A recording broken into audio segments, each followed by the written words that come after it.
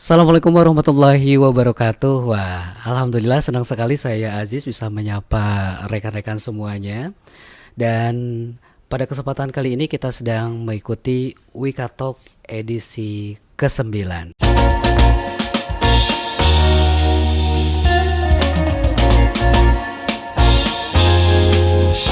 Wah, di mana pada kesempatan hari ini kita sebagaimana biasa setelah kita beberapa kali membahas tentang program studi baru yang ada di Universitas Ibnu Khaldun Bogor, dan kali ini topiknya masih sama nih teman-teman semuanya, yaitu masih membahas tentang 11 program studi baru di UIK Bogor. Dan kali ini kita akan berkenalan dengan satu program studi unggulan yang lainnya. Program studi itu adalah program studi Gizi Fakultas Ilmu Kesehatan Universitas Ibnu Khaldun Bogor. Dan alhamdulillah di tengah-tengah kita bersama sudah kedatangan dua narasumber. Kedua narasumber ini, nah ini dia. Kedua narasumber kita pada kesempatan kali ini adalah semuanya perempuan dan tentunya yang akan menentukan prodi gizi ini ke depannya. Beliau adalah Ibu Humaira Anggi Nauli SKM MKM. Beliau adalah selaku Kepala Program Studi Gizi. Nah, ini yang mana nih Ibu Humaira, yang mana nih? Iya. Oh, baik. Dan satu orang lagi yang tidak kalah eh, pentingnya juga di program studi ini, beliau adalah Ibu Pramita Aryawati Putri SGZ MSI. Berarti yang sampingnya ya. Oke, baik. Ya gitu. Assalamualaikum ibu-ibu semuanya. Apa kabar? Waalaikumsalam. Sehat. Iya. Oh, sehat ya. Sehat dan bergizi gitu. Ya Baik. Allah.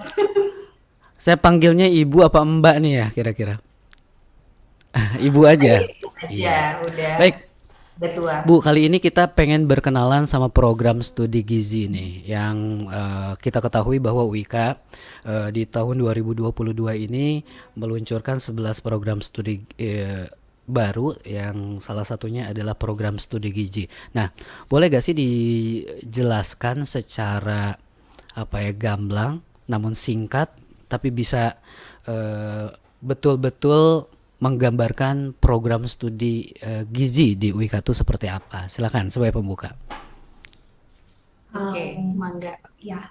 Oke, terima kasih Mas Aziz untuk waktunya. Jadi mungkin kalau boleh dijelaskan gitu ya secara singkat. Jadi ilmu gizi itu merupakan ilmu yang mempelajari hubungan antara makanan, gaya hidup, dan kesehatan pada semua kelompok usia. Jadi mulai dari bayi sampai nanti lansia. Untuk apa sih? Untuk mencapai pertumbuhan, perkembangan, dan Hmm, produktivitas yang optimal. Jadi kira-kira seperti itu sih, Mas Aziz baik, gambarannya. oke. Makanan, gaya hidup, sama kesehatan. Saya Betul. Betul. boleh tanya gak, apakah, mohon maaf nih, yang obesitas itu malnutrisi termasuknya atau kelebihan gizi itu, Bu? Um, Ya, betul. yang Itu termasuk gizi, termasuk malnutrisi atau kekurangan gizi apa kelebihan gizi tuh kalau kayak seperti ya. itu, Bu? Jadi kalau malnutrisi sendiri itu dibagi jadi dua, Mas Aziz. Ada yang undernutrition atau kurang Mm-mm. gizi, dan juga Over. overnutrition. Nah, tadi overweight ya tadi, atau Mm-mm. obesitas itu Obesitas. masuk malnutrisi yang overnutrition gitu. Jadi masuk jadi masalah gizi sebenarnya. Oke. Kalau ngomongin kondisi masalah gizi di Indonesia gitu, sebelum kita berlanjut ke program studi ilmu gizinya, kan kita juga pengen tahu supaya kita ada satu gambaran bahwa ketika kita mempelajari ini sesungguhnya banyak sekali aspek yang bisa kita pelajari, dan tentunya kita bisa terjun di berbagai aspek juga di masyarakat begitu. Menurut Betul. ibu berdua, ini siapa saja ya boleh yang jawab, kondisi gizi di Indonesia tuh seperti apa, Bu? Oke. Mungkin gantian ya biar nggak Bu Paramita terus. Iya. Iya, Saya juga pengen silakan. dikenal sama Civitas Wika dan adik-adik calon mahasiswa baru Prodi Gizi. Halo. Jadi kalau kalian eh, belum punya gambaran, kira-kira apa nanti peran dari ahli gizi. Jadi Mas Aziz tadi mungkin belum disebutkan Bu Paramita nanti profil lulusannya itu bergelar SGZ. gitu Mas. Jadi SGZ ini sebenarnya nggak hanya di satu bidang, tapi misalnya nih saya kasih sebuah gambaran. Sekarang hampir semua orang di semua lintas sektor itu lagi peduli banget sama isu stunting gitu ya Mas ya. Iya, betul betul betul. Isu stunting itu sekarang semua baik dari pendekatan spesifik maupun sensitif itu punya program gitu. Nah, Mm-mm. jadi setiap ada program stunting pasti dibutuhkan tuh ahli gizi. Jadi baik di pemerintahan, Oke. kemudian di perusahaan, industri gitu. Kemudian juga di penyelenggaraan makanan seperti catering, hotel, restoran dan rumah sakit itu pasti butuh tuh ahli gizi gitu, kurang Mm. lebih.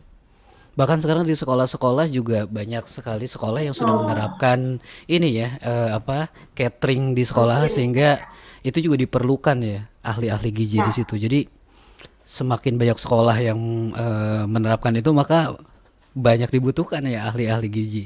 Selain khususnya untuk tadi ya di rumah sakit dan juga di tempat-tempat kesehatan lainnya. Wah, baik. Baik. Nah, selanjutnya mungkin pertanyaan saya terkait dengan boleh digambarkan nggak kayak penerapan secara keseharian terkait dengan gizi itu seperti apa sih, Bu? oke, mungkin penerapan ya. Mungkin Mas Aziz pernah dengar nggak 4 sehat 5 sempurna atau Mas Aziz atau teman-teman calon Mm-mm. mahasiswa baru gitu. 4 sehat 5 sempurna pernah dengar ya Mas ya? Ya, dengar itu kayaknya bukan cuma hanya dengar tapi juga terus-menerus diulang Terus sehingga ya pokoknya betul. 4 sehat 5 sempurna. Ya, jadi saya ada yang hilang ya. 4 sehat 5 sempurna itu sudah diperbarui nih Mas. Jadi menjadi Mm-mm. pedoman gizi seimbang. Mm-mm. Nah, di dalam pedoman gizi seimbang itu ada 10 pesan gizi gitu ya. 10 pesan gizi Oke. seimbang gitu. Dan kita mungkin bahas nggak semuanya ya, kita coba Mm-mm. satu-satu aja ya. Yang pertama itu pesan gizinya adalah nikmati, syukuri Syukuri. dan nikmati aneka ragam makanan gitu. Jadi yang pertama Oke.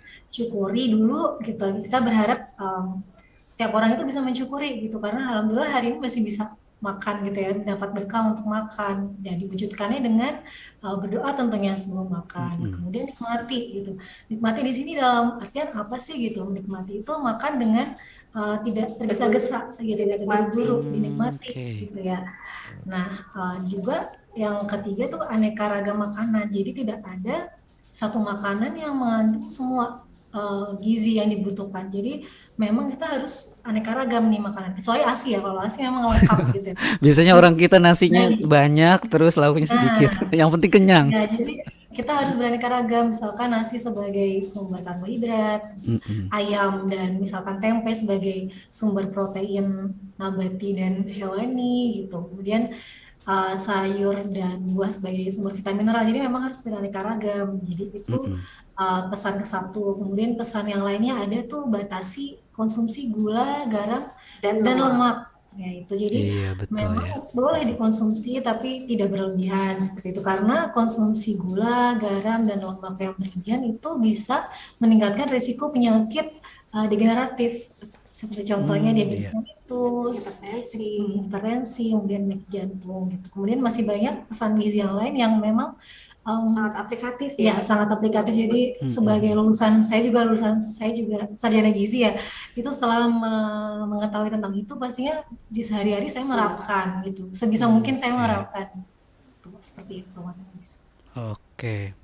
Berarti wah luar biasa ya. Tadi kalau kita tahu sebelumnya 4 sehat 5 sempurna sekarang udah pesannya ada 10 ya. Oke. Betul. Betul. Baik. Wah.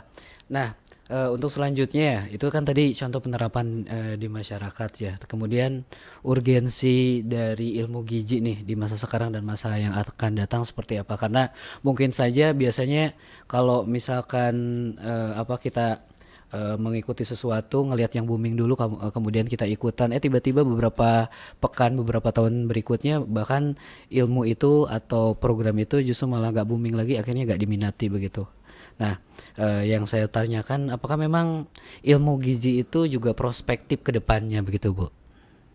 Oke, coba saya jawab ya Mas Aziz. Ya. Jadi ini yang membuat kita mengangkat topik past, present, and future nutritionist juga karena kita pengen share ke Civitas UIK dan teman-teman calon mahasiswa baru apa sih urgensinya gitu.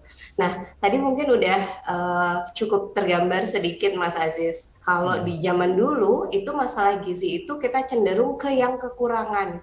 Tapi kalau kita lihat sekarang kan kita semua udah lebih peduli dengan mulai dari body image, kemudian kalau ada risiko-risiko penyakit dari kelebihan gizi gitu. Jadi Oke. dari masa lalu yang cuma kekurangan doang, termasuk program-program dan lapangan kerja juga untuk memberantas gizi kurang dan gizi buruk. Tapi kalau sekarang enggak gitu. Mm-mm. Banyak orang yang katakanlah secara ekonominya menengah ke atas juga mencari ahli gizi kalau dia tidak puas dengan belum ideal secara status gizi misalnya, dia akan Mm-mm. berkonsultasi. Nah, kedepannya ini akan semakin menarik karena seorang ahli gizi itu juga ada pengembangan. Salah satunya saya beri contoh ke arah nutrigenomik misalnya, Mas Aziz. Jadi Oke. terpaut dengan genetika gitu. Jadi diet setiap Oke. orang nanti bisa berbeda gitu, sangat spesifik gitu, kurang lebihnya. Oke, oke, oke. Wah, luar biasa.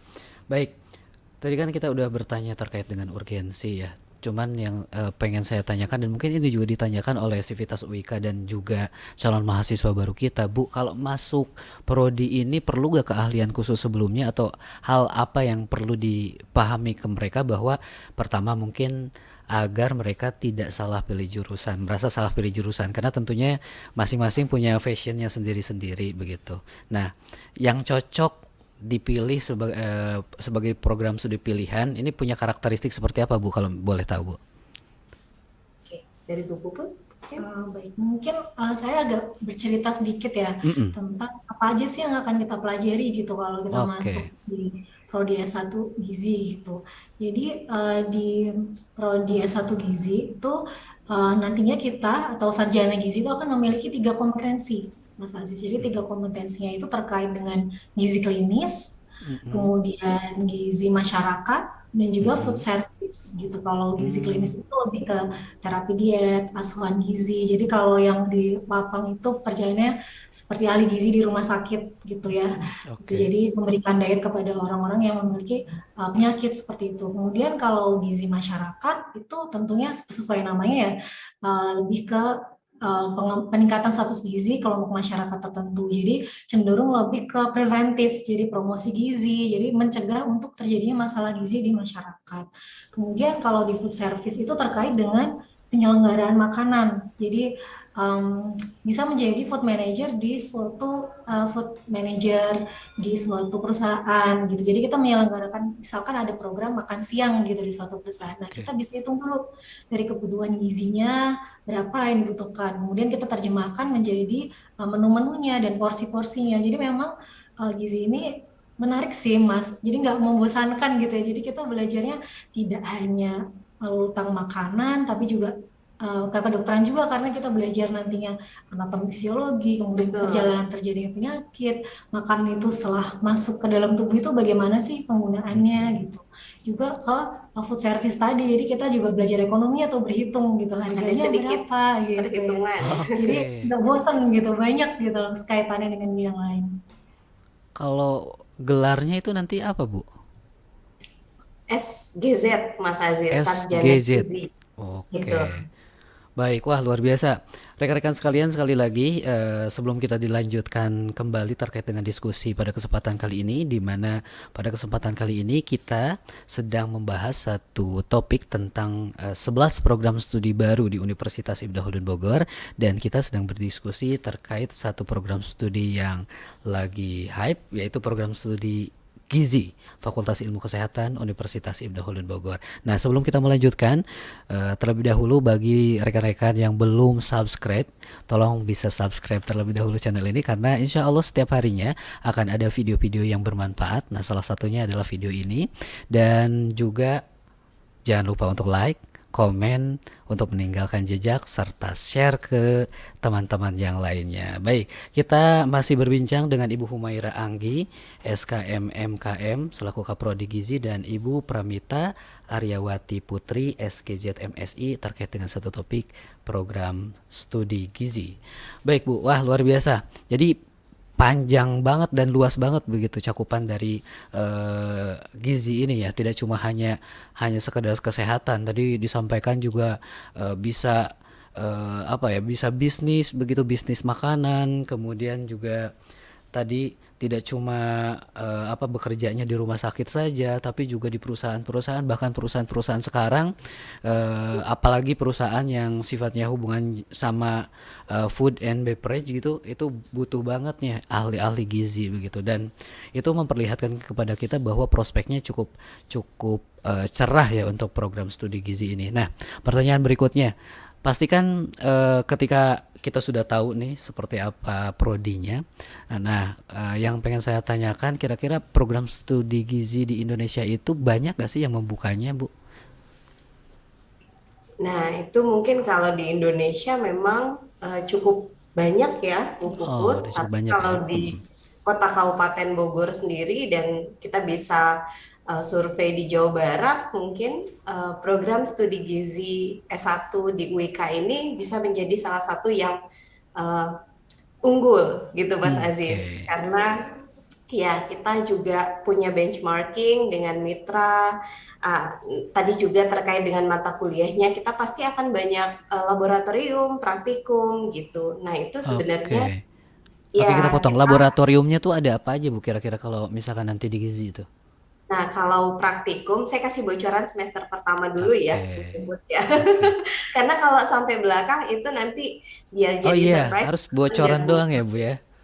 iya, Oke. biar semakin tertarik. Nah, salah Oke. satunya mungkin terkait ilmu bahan makanan, Mas Aziz. Jadi Oke. bagaimana sih kita mengenal gitu kan, eh, Hmm. sumber karbohidrat kan bukan hanya nasi, misalnya berapa Betul. sih porsi yang pas untuk misalnya kita konsumsi jenis karbohidrat yang lain, misalnya. Kemudian juga tadi sumber gula, sumber vitamin, protein gitu. Jadi di laboratorium bahan makanan, kita nanti akan share mulai dari cara mempersiapkan bahan makanan itu juga sampai menyajikannya di atas Hmm. meja. Atau Bu Puput ada tambahan mungkin. Ya, jadi mungkin kita bisa bagaimana sih memilih bahan makanan yang baik gitu. Karena kan selama ini mungkin kita cuman melihat dari covernya aja gitu ya misalkan. Betul. Jadi bagaimana sih yang segar tuh yang seperti apa karakteristiknya, kemudian mana yang masih kurang baik, kemudian bagaimana cara menyimpannya supaya maksimal, supaya memang tidak ada kehilangan zat gizi gitu dalam cara menyimpan. Seperti itu sih kurang lebih untuk ilmu bahan makanan. Bahkan setelah Kemudian kita pelajari itu bisa langsung kita aplikasikan ya untuk kehidupan kita ya sehari-hari betul. ya. Betul, diri Waduh, sendiri bener dan banget. keluarga. Betul, jadi nanti sarjana gizi Heeh. itu bisa mengatasi masalah gizi dari tingkat terkecil rumah tangga gitu sampai nantinya mungkin nasional atau mungkin internasional gitu karena NGO luar negeri pun banyak gitu yang membutuhkan sarjana Ya. gizi gitu seperti itu. Oke, oke, oke. Dengan tadi banyaknya sekali pembahasan terkait dengan mata kuliah dan lain sebagainya, kira-kira berapa lama sih ditempuh pendidikannya untuk program studi ini? Nah, di Prodi Gizi Fikes UIK Bogor ini Civitas Wika dan juga teman-teman calon mahasiswa baru, kita mengikuti kurikulum nasional. Jadi dari AIPGI, kemudian juga dan LLDT ya Bu Puput ya. Jadi memang bisa ditempuh selama 4 tahun atau 8 semester, Mas Oke. Aziz. Wah, rekan-rekan, menarik ya pembahasan kita pada kesempatan kali ini, dan wah tadi sudah dipaparkan berbagai hal terkait dengan program studi gizi begitu, dan nampaknya ini merupakan pilihan bagi rekan-rekan yang punya passionnya tadi, salah satunya ke pengolahan makanan begitu, atau memang berniat pengen punya restoran begitu, dan ketika kita memahami ilmu gizi, punya value lebih gitu makanannya, bisa ada capnya bergizi. Wah.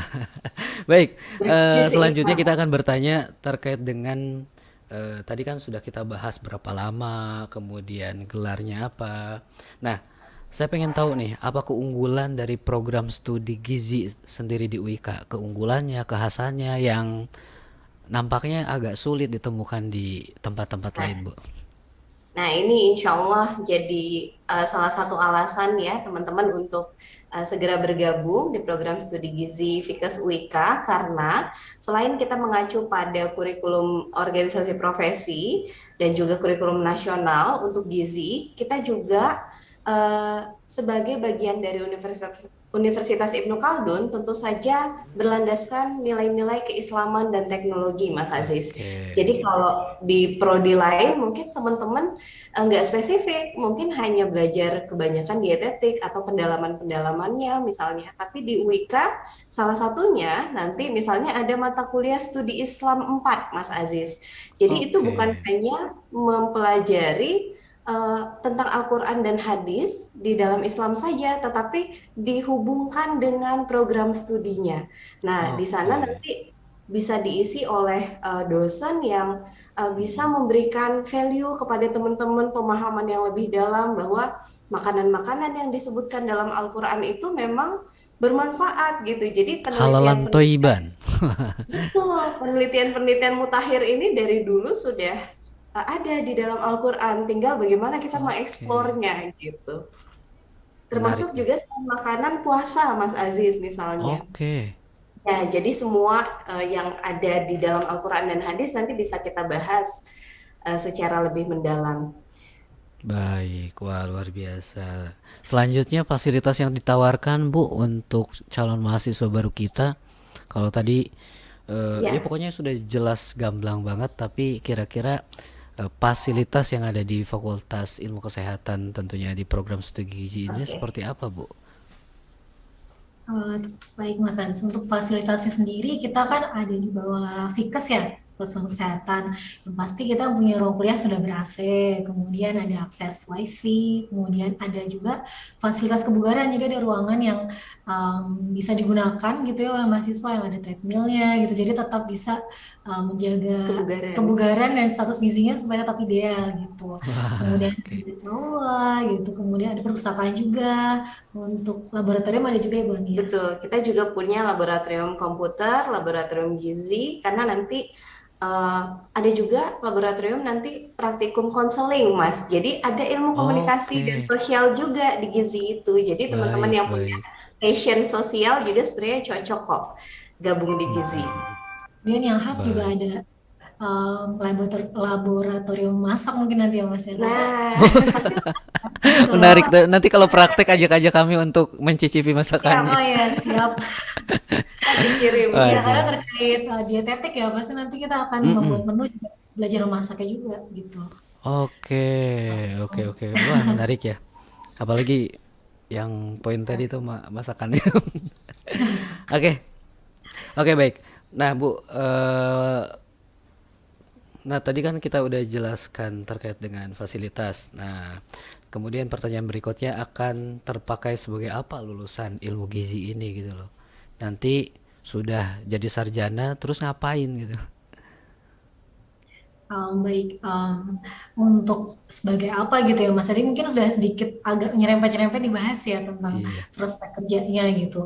Yang pasti kita bisa menjadi ahli gizi di rumah sakit ya kan Oke, untuk ahli gizi. diet bagi orang bagi pasien. Kemudian kita juga bisa jadi nutrition program manager itu mungkin di Hmm, puskesmas jadi terkait dengan gizi masyarakat gitu. Kemudian di NGO juga bisa.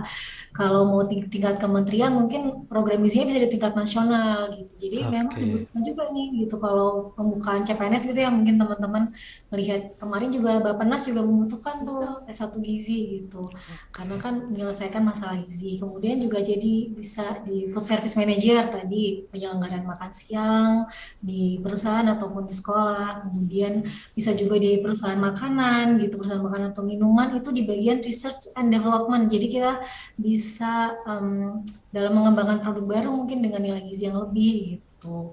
Kemudian apalagi lagi ya? Nah, kalau jadi peneliti atau konsultan itu juga bisa, Mas. Jadi sekarang Oke. ahli gizi itu bukan hanya dibutuhkan untuk komunitas ataupun rumah Yes. sakit atau perusahaan gitu ya, tapi juga untuk individu. Jadi lanjutan dari sarjana gizi itu nanti bisa praktik sendiri dengan ikut melanjutkan pendidikan profesi RD, Registered Oke. Dietitian. Jadi nanti bisa seperti dokter buka klinik gitu, Mas Dan Aziz. itu disiapkan Jadi tidak Bu di ya, prodi sendiri untuk pendidikan betul. lanjutannya? Betul, jadi Oke. cita-cita ya Mas Aziz, kalau untuk sekarang memang kita baru membuka teman-teman sarjana gizi, tapi kita berusaha sangat berusaha juga dan kita juga sangat antusias untuk kedepannya semoga di Fakultas Ilmu Kesehatan juga bisa nanti membuka program profesi RD ini gitu Mas. Oke, baik. Wah, menarik. Bu, terkait dengan penerimaannya nih, apakah masih dibuka atau seperti apa Bu di tahun ini? Nah, masih Mas Aziz. Jadi kita juga alhamdulillah ya pada saat kemarin surat izin prodinya keluar, kita khawatir sebenarnya sudah ada belum ya mahasiswanya, tapi alhamdulillah oleh Bapak Rektor langsung dibuka sebagai bentuk syukur kita begitu. Jadi alhamdulillah teman-teman saat ini masih dibuka pendaftaran mahasiswa baru sampai 31 Agustus. Begitu, Mas. Oke, masih ada 2 minggu lagi ya. Betul. Tuh, Betul. Jadi tuh kalau mau bagi teman-teman yang masih belum menentukan mau masuk ke jurusan atau program studi apa, mulai dari sekarang silahkan buka spmb.uik-bogor.ac.id, cari, daftar, kemudian pilih program studi gizi ini ya. Betul ya Bu ya. Kemudian apalagi yang ditawarkannya Bu ya? Oke. Untuk mahasiswa Mungkin baru apa kalau yang ditawarkan lagi? Oke, kalau sebagai salah satu program gizi unggulan tahun ini yang buka bersama beberapa prodi baru lainnya, teman-teman kita ada gratis uang pendaftaran. Gratis loh Gratis ya. uang pendaftaran. Oke, Iya. lanjut. Jadi Ada apa lagi? Ada apa lagi? selain itu juga ada diskon dana pembangunan, Mas Aziz. Nah, itu Oke, diskon nilainya dana sangat pembangunan. signifikan. Betul, jadi Oke. baik bagi teman-teman calon mahasiswa yang kerja sendiri untuk membiayai kuliahnya akan sangat terbantu. Begitu juga teman-teman yang mungkin masih dibiayai oleh orang tua ataupun dari beasiswa gitu ya. Insya Allah Oke. akan sangat terbantu dengan potongan dan diskon ini. Ngomong-ngomong kerja, Bu, apakah Ya. tersedia kelas karyawan apa enggak ya untuk saat Nah, ini? untuk kelas karyawan kita belum, Mas Aziz, karena Iya. berdasarkan akreditasi kita akan ada di tahun kedua dan ketiga. Jadi kalau kita nerima sekarang, khawatirnya sebelum kita akreditasi harus meluluskan yang karyawan gitu Oke. kan. Nah, jadi kita Oh, kedepannya persiapkan, nantinya insya Allah ada ya, Bu ya, ya? ya, Mm-mm. insya Allah ada. Jadi kita akan buka di tahun kedua ketiga mungkin. Jadi setelah kita siap untuk akreditasinya, lulusan pertama berarti kita di tahun keempat nanti baru Mm-mm. di proses berjalannya waktu itu, insya Allah kita buka kelas karyawan. Jadi untuk saat Baik. ini Mas Aziz, tapi bukan Mm-mm. hanya reguler pagi, ada juga reguler sore gitu. Oke, reguler sorenya itu buka jam berapa, Bu?